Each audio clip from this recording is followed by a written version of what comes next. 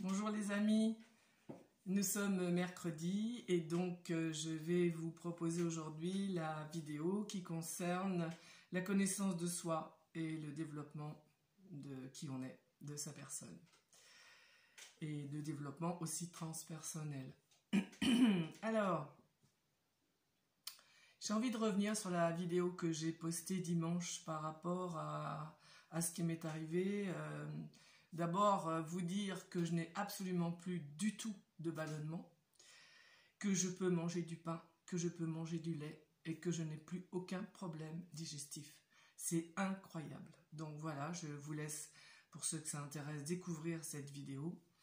Et cela m'a vraiment montré, s'il était nécessaire, l'importance du travail sur soi. Et du coup, cette expérience que j'ai vécue dans mon être, dans mon corps, est vraiment pour moi en tant qu'accompagnatrice très intéressante. Parce qu'elle va me permettre d'accompagner au plus près les personnes qui me font la confiance d'être accompagnées par moi. Aujourd'hui, j'avais envie de vous parler de la désidentification. On en entend beaucoup parler de ce concept. On va dire ça comme ça pour le moment. On entend beaucoup sur les réseaux émettre la proposition, en fait, de se désidentifier. Et on dit, voilà, je ne suis pas ce corps, je me désidentifie de cette émotion, de ce ressenti, je ne suis pas cela. Oui, je suis la première d'ailleurs à dire ça. C'est important de se désidentifier pour sentir qui l'on est vraiment. Le qui je suis avec des majuscules, car c'est cela que je suis.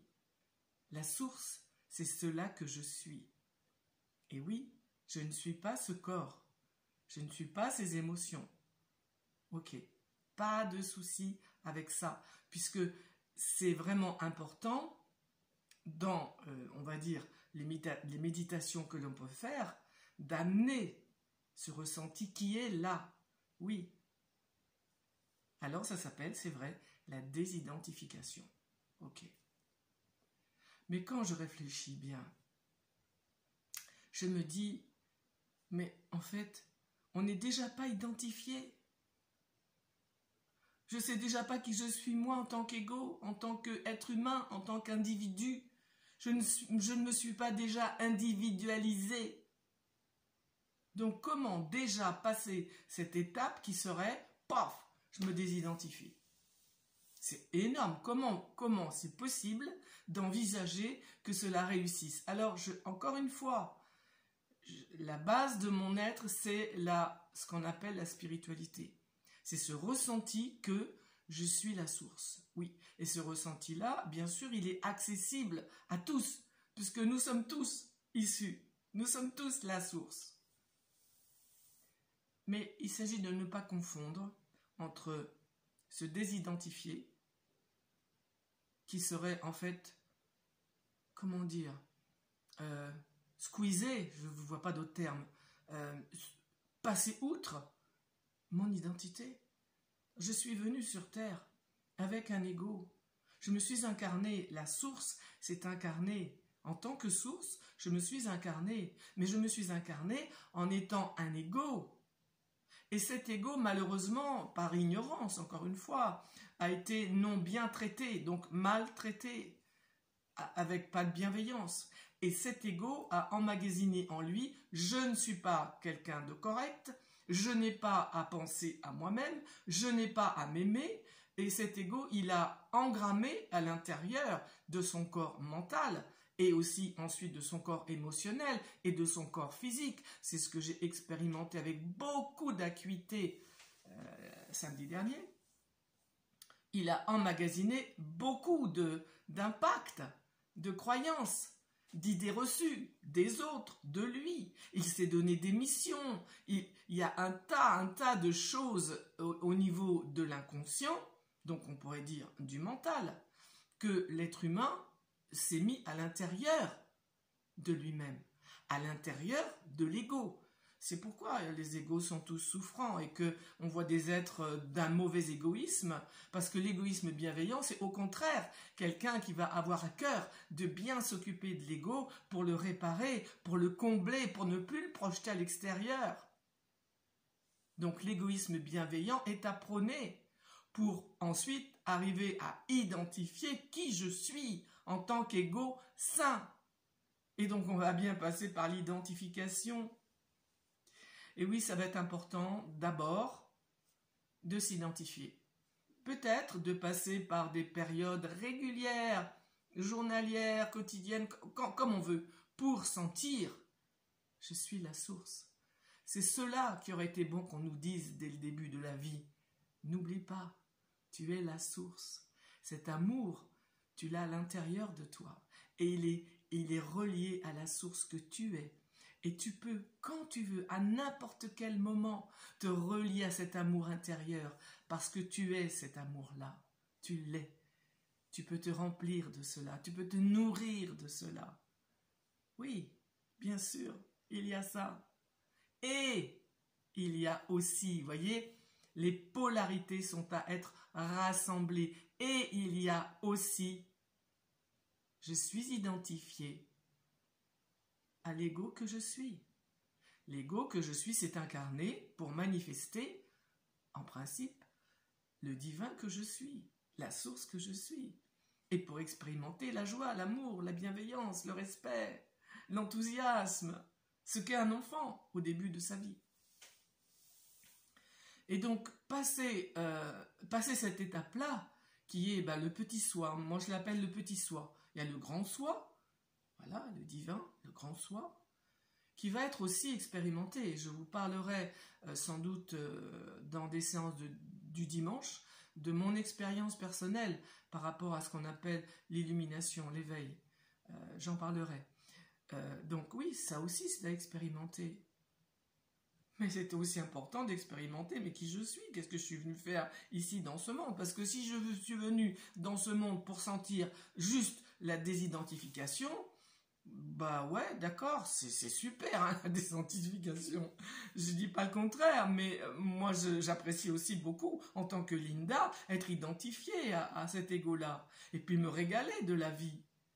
Je me suis jamais autant régalé de la vie depuis que l'ego qui est là est réparé. Et vous voyez, il y a encore des choses à réparer. La preuve en est samedi dernier. Et j'en vois d'autres d'ailleurs à réparer. Entre parenthèses, je vais m'atteler à le faire. Quelqu'un m'a dit, c'est jamais fini. J'en sais rien, moi, si c'est jamais fini. Puis ça m'est égal. Je m'en fiche.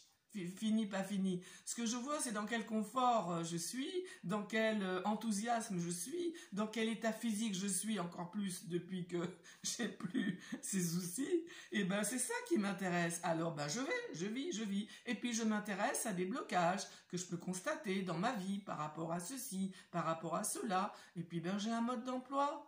Mais c'est merveilleux. Ce mode d'emploi me permet de réparer, de faire les protocoles que je connais moi en tant que consultante en méthode ESPER pour réparer, tel que celui que j'ai fait samedi avec la petite nouvelle-née qui donc a manqué de lait. Et je voulais aussi vous dire, tiens, ça tombe bien. J'ai vraiment pris conscience à la suite de ces 2 séances que, en fait, c'est vraiment important de s'identifier pour se réparer, parce qu'on ne peut pas transcender comme ça, d'une façon volontaire et simplement intellectuelle, les blessures, les impacts, tout ce qui nous pose difficulté dans notre corps de pensée, et dans notre corps émotionnel, et dans notre corps physique. Parce qu'en fait, je me suis rendu compte avec beaucoup plus d'acuité et de vérité, puisque je l'ai vécu dans mon être, que toutes les charges, on va dire ça comme ça, toutes les difficultés de vie qui ont impacté le corps émotionnel, puisque là, il s'agissait du corps émotionnel, hein, d'accord? La peur de la nouvelle-née par rapport au manque de lait, d'accord? Donc, cette peur-là de la mort, du manque, eh bien, je l'ai sentie, en fait. C'était d'abord, d'une façon inconsciente, totalement inconsciente, une peur inconsciente qui venait par rapport à la survie du corps. Et cette peur-là, elle s'est engrammée dans le corps. Vous l'avez vu à la suite de ce témoignage que je vous ai amené. Donc, cette peur-là, elle s'est engrammée dans mon corps. Et ensuite, quand en deuxième partie, j'ai contacté la peur, d'une façon générale, je l'ai bien senti dans tout mon corps, cette peur. Cette peur qui a vidé tout mon corps. Cette peur qui s'est installée partout dans mon corps. Donc, ça me fait dire, avec beaucoup de vérité, puisque c'est ce que j'ai vécu, que toute pensée va amener des impacts, des conséquences sur donc, le corps émotionnel, qui va produire avec l'ego et le mental des pensées erronées. Parce que, si vous voulez, à partir du moment où la Linda adulte a pu dire à la toute jeune bébé « n'aie pas peur, tu ne manqueras jamais de nourriture », et que ma peur s'est totalement diluée, je vois bien en fait que le problème est qu'on n'a pas mis les bons mots dans notre vécu depuis que nous sommes tout petits. On n'a pas mis les bons mots d'assurance, de sécurisation, d'amour, de bienveillance, de rectification. Parce que si vous voulez, l'enfant va lui faire ce qu'il peut avec le cerveau qu'il a et qui n'est pas abouti. D'abord, est-ce qu'il l'est un jour? J'en sais rien, mais bon, voilà. Est-ce que l'enfant ne peut pas faire des rectifications, des suppositions objectives? Il n'a pas cette objectivité. L'enfant, le tout petit, il vit à plein d'une façon émotive, d'une façon émotionnelle. Donc, il va engrammer à l'intérieur de lui des pensées, des concepts, des missions, des tas de choses, en fait, qu'il s'agira après de regarder quand on fait un travail de connaissance de qui je suis moi en tant qu'ego. C'est celui-là qui est important. Pour ensuite, le délivrer, parce que c'est bien beau de dire, ok, je remets ça à la source. Bon, vous savez, la source c'est moi, donc du coup, on installe une dualité qui n'a pas lieu d'être.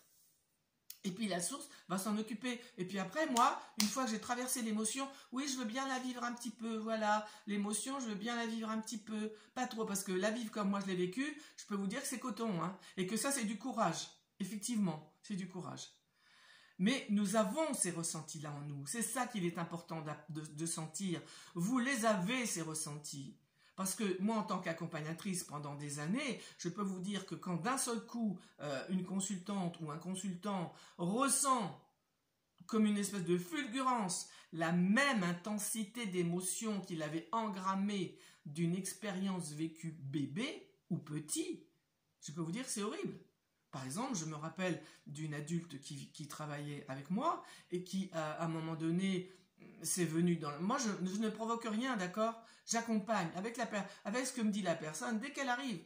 Bon, ça va bien? Oui, ça va. Alors, comment s'est passé cette semaine? Et la personne, elle parle, bien sûr, elle parle. Et elle me dit des choses anodines, mais moi, j'entends plus que ce qu'elle dit. Alors, je choisis.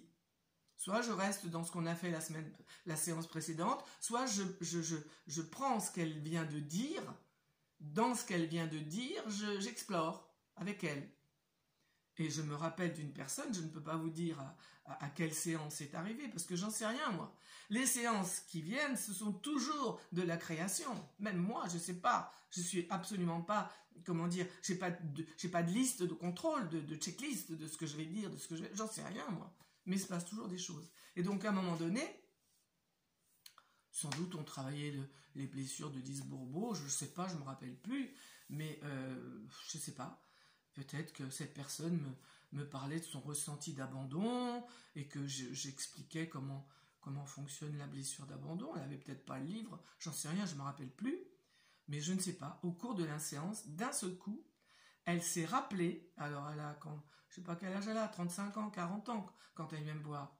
Elle s'est rappelée bébé, elle est dans un lit dans la voiture, vous savez, on mettait les lits là entre le siège avant, le siège arrière, je ne sais pas trop comment, pour coincer le bébé dans le lit, c'était sans doute bien avant les sièges auto, j'en sais rien. Et donc elle se rappelle qu'elle est dans le lit, dans la voiture, et qu'elle est toute seule, et que ses parents ne sont pas là. Alors, du coup, elle a ressenti l'abandon d'une façon horrible. Elle s'est mise à pleurer là, devant moi, comme quand elle était petite. Mais où ils sont? Mais qu'est-ce que je vais faire? Est-ce qu'ils vont revenir? Mais moi, je peux pas rester là toute seule. Et ça a été pour elle horrible. Horrible parce qu'en fait, tout en étant adulte, tout en ayant une psyché, on va dire des attitudes d'adulte, une force d'adulte au niveau psychique. Mais quand l'émotion, elle survient d'un seul coup, la même émotion qu'on a reçue, qui s'est déclenchée quand on était bébé, ah mais je peux vous garantir que c'est incroyable. Moi j'ai assisté en tant que thérapeute à des émotions mais horribles face à des consultants. Et dans ces cas-là, en tant que thérapeute, le plus important, c'est de laisser faire, de surtout pas consoler, de surtout pas sécuriser, de surtout pas interrompre le flot émotionnel qui est là. Bien sûr d'être là, de regarder ce qui se passe, d'être très vigilant à n'importe quelle éventualité. Mais ce qui est important, c'est que le blocage de l'émotion qui était engrammée puisse enfin s'exprimer avec des mots que le petit s'est dit quand il était bébé, ou peut-être plus grand, hein, parce que ça peut arriver aussi plus grand. Mais qu'on puisse après, quand l'émotion est passée, en faire quelque chose. Parce que c'est bien beau de dire je remets ça à la source, oui j'ai vécu l'émotion, là, mais comment ça se fait, c'est toujours pareil. Mais c'est toujours pareil parce qu'on n'en a rien fait. Et pour moi personnellement, ne rien faire de quelque chose que l'on a ressenti, mais quel dommage. Ne pas profiter de ce qu'on a vécu et qui est douloureux, pour ne rien en faire, c'est-à-dire ne pas réparer, ne pas mettre des mots, ne pas rectifier, j'en sais rien, moi, ne pas restituer. Il y a des choses à faire. Alors moi, j'ai la chance, avec la méthode ESPER, d'avoir su créer des protocoles, parce qu'il n'y a pas de protocole. En méthode ESPER, il n'y en a pas. Oui, effectivement, il y a la restitution, ok, mais en fait, la restitution, elle est toujours à créer. Ça n'est jamais la même. Il n'y a pas de protocole déterminé, tu fais ci, tu te lèves, tu respires 5 minutes, et puis après tu fais ci. Non, il n'y a pas ça en méthode ESPER. C'est l'accompagnatrice, l'accompagnateur qui va en fonction de ce qui est là, inventer un protocole avec le consultant, avec la consultante. Donc vous voyez, ça c'est très important, parce que si je ne suis pas déjà identifié à l'ego que je suis et qui est souffrant, c'est très important de se dire que l'ego à l'intérieur, il est souffrant. Alors il ne s'agit pas de se désidentifier, c'est tellement facile. C'est pour ça que je me demande, parfois, si ce n'est pas un mécanisme de défense qu'on met en place avec ce concept qui est « allez, on va se désidentifier ». C'est tellement facile, c'est pas moi. Qui a vécu ça? C'est pas moi. C'est tellement facile. Et je le redis, si on veut vivre heureux, il s'agit de se responsabiliser. Quelle réponse je vais donner à ce qui monte à l'intérieur de moi? Comment je vais accueillir cette difficulté, cette souffrance, ce ressenti? Qu'est-ce que je vais en faire? L'accueillir déjà, oui. Le traverser, j'en sais rien. C'est pas des mots que moi j'utilise. Parce que vous voyez, le traverser, c'est encore aller trop vite, quoi. Bon, allez, j'accueille. Ah là là, ça me fait mal, c'est pas terrible. Ah, allez, je traverse. Ben non, tu traverses pas. Tu traverses pas. Ça se passe pas comme ça. L'émotion, elle a son cycle. Elle a sa durée, l'émotion. Vous voyez, l'émotion, elle démarre tout doucement. Bam, elle a un pic, elle a un palier. Et puis après, elle va descendre, mais je sais pas quand. Ah, elle descend. Ah, mais elle descend. Puis paf, elle remonte et peut-être encore plus fort. Puis au bout d'un moment, elle descend. Mais je sais pas, moi. Ça, c'est le cycle de l'émotion.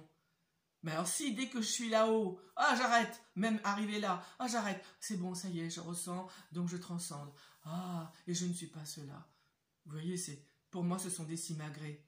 Je ne suis pas quelqu'un qui va vous mentir et qui va vous faire croire des choses qui ne sont pas là. D'accord ? C'est pas mon rôle, c'est pas ma fonction. Je dirais même que ce n'est pas ma mission. Je suis là pour vous dire des vérités, vous en faites ce que vous voulez. Voilà, je suis là juste pour témoigner. Voilà, je crois que c'est tout ce que j'avais à vous dire par rapport à ça. Si je reprends mes petites notes par rapport à tout ça. Oui, donc je voulais vous dire aussi que ce qui est très intéressant quand on fait ce travail-là, très particulier, c'est de se rendre compte effectivement, par rapport à ce vécu émotionnel, et bien tout ce qui a pu se passer. Alors, moi, en tant qu'accompagnatrice, j'ai travaillé des méthodes, je vous l'ai dit au début. Moi, je connais bien l'énéagramme, je connais bien les blessures, et je connais bien l'enfant intérieur. C'est des trucs que j'ai bien travaillé pendant des années, donc je connais bien.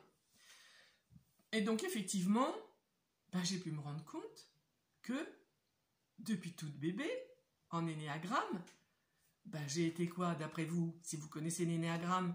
Eh ben, j'ai été 4. 4, c'est le manque. Eh ben oui, ça ne m'étonne pas, c'est le manque. Et c'est formidable de pouvoir faire ces liens avec ce vécu qui, grâce au courage que l'on a d'aller profondément en soi avec l'accompagnement de quelqu'un, encore une fois, on n'ira pas tout seul, ça fait trop mal tout seul, c'est pas possible.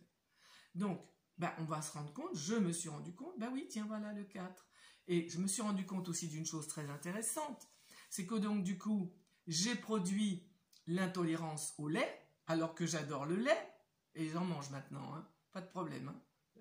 Normalement, c'est pas que je fais attention, mais voilà, je suis, on va dire, raisonnable. Mais j'en mange.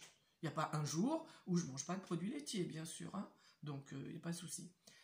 Et je me suis dit, mais le gluten alors? Eh bien, le gluten, vous ne savez pas ce que j'ai découvert? Parce qu'après, ça vient tout seul. Eh bien, le gluten, c'est le pain, d'accord? Et petite, je mangeais beaucoup de café au lait avec du pain et du sucre. D'accord? C'était ma nourriture essentielle que j'aimais. Ben, le pain, c'est du blé, on est bien d'accord? Et le blé, d'après vous, symboliquement, qu'est-ce que ça représente, le blé? Ben, ça représente l'argent. Ben oui. Et regardez comme la boucle est bouclée. Ben oui. Mes parents n'avaient pas d'argent, même pas pour nous nourrir, les pauvres. Et donc, ils n'avaient pas de blé. C'est incroyable. Ils n'avaient pas de blé. Donc, ben, moi aussi, j'ai fait pareil, quoi. Moi, adulte, eh bien, à un moment donné de ma vie, eh ben, le lait, c'était pas pour moi. Et le blé, ben non, il m'en fallait pas. Du blé, quoi. Vraiment du blé, hein. Je vous parle pas d'argent, parce que ça aussi, j'ai vécu le manque au niveau argent. Et je vous raconterai, c'est un épisode merveilleux que beaucoup de gens de mon entourage connaissent, mais c'est vraiment trop beau pour ne pas être dit par rapport au manque d'argent. Parce qu'à un moment donné, dans ma vie, quand j'étais consultante, j'avais beaucoup d'argent. Mais je ne sais pas pourquoi, je vivais tout le temps la peur de manquer. De tout d'ailleurs, hein, d'accord? Parce que le 4, c'est le manque de tout. Hein. Et donc, voilà, je vais terminer parce qu'il y a 22 minutes. Donc, si vous voulez, c'est formidable de me rendre compte que, en fait, je produisais là, il y a quelque temps, une allergie au lait, alors que j'adorais le lait, et une allergie au blé, au pain, alors que j'adorais ça. Et voyez les corrélations comme elles sont intéressantes. Et heureusement que je m'identifie, parce que si je disais, bon, allez, c'est bon, ça y est, je l'ai vu, paf, je transcende, allez, boum, je transcende, allez, hop. Mais croyez-vous que ça serait réparé? Mais pas du tout, ça ne serait pas réparé, ça continuerait, et je me dirais, oh mais quand même, j'ai déjà travaillé sur moi, j'ai transcendé ça, comment ça se fait que je vis encore les mêmes trucs? Bah oui, puisque c'est pas terminé. Quelque chose qui n'est pas terminé, bah oui, se reproduit, c'est une évidence. Donc voilà, bah je crois que c'est tout, puis de toute façon, le temps est imparti, comme on dit. Voilà, bah oui, bah c'est bien. Hein. Ah oui, je voulais vous dire, j'ai trouvé ça super. En même temps que j'enregistrais, vous savez, la vidéo où je témoigne de ce que j'ai vécu, après je l'ai écoutée avant de la mettre sur YouTube.